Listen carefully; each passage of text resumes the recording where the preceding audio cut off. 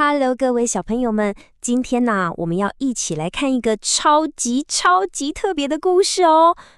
这不只是一个故事，它其实更像一份建筑师的专案报告。你准备好了吗？我们马上就来看看这个超酷的计划。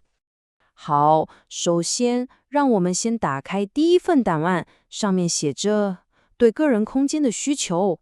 我们要像个小侦探一样，一步一步把这个故事的谜底揭开，看看故事的主角是怎么从一个小小的愿望变成一位了不起的建筑师的。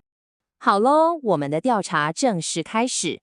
先来看看这个鸡舍现状图。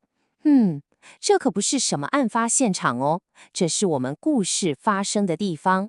你看，这里有一个好温暖的家，里面住着鸡爸爸、鸡妈妈，还有他们最爱的小宝贝，也就是我们的主角小鸡。这个家里有谁呢？你看哦，有每天都好努力工作的鸡爸爸，还有好温柔、好会下蛋的鸡妈妈，当然还有他们最心爱的小鸡。这是一个充满爱的家。不过啊，好像有一个小小的问题哦。你注意到了吗？他们的家好像有点挤耶，小鸡每天都得跟爸爸妈妈挤在一起睡觉呢。小鸡一天一天长大，他的心里呀，就开始冒出一个小小的声音，悄悄地说：如果有一天我可以有自己的房间，那该有多好啊！哇哦，你们听到了吗？这个小小的梦想，就是我们整个建筑计划的起点哦。于是，我们的小鸡建筑师决定自己的梦想要自己实现，他马上就开始行动了。我们把这个阶段叫做实地考察与原型设计，听起来很专业，对不对？其实意思就是他要先自己动手盖一些实验品，也就是他的秘密基地。锵锵，你看看，这是他的第1号作品《青草堡垒》。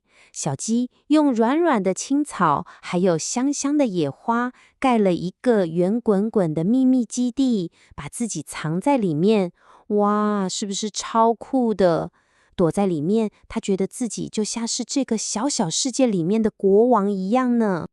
盖完一个还不够，我们的小鸡建筑师马上又有新的点子了。他心里想，如果我在好高好高的树上盖一个自己的小房子，那一定更好玩。就这样，他的第2个秘密基地——树顶瞭望台也盖好了。我们的建筑师是不是真的很有创意呀？不过这些秘密基地虽然好玩，却有一个很大的问题，就是爸爸妈妈常常跟他说，天黑了就不能在外面玩哦，外面可能有坏鸡，很危险的。所以咯，不管这些户外的基地有多棒，到了晚上，小鸡还是得乖乖回家。看来这些设计都只是暂时的办法。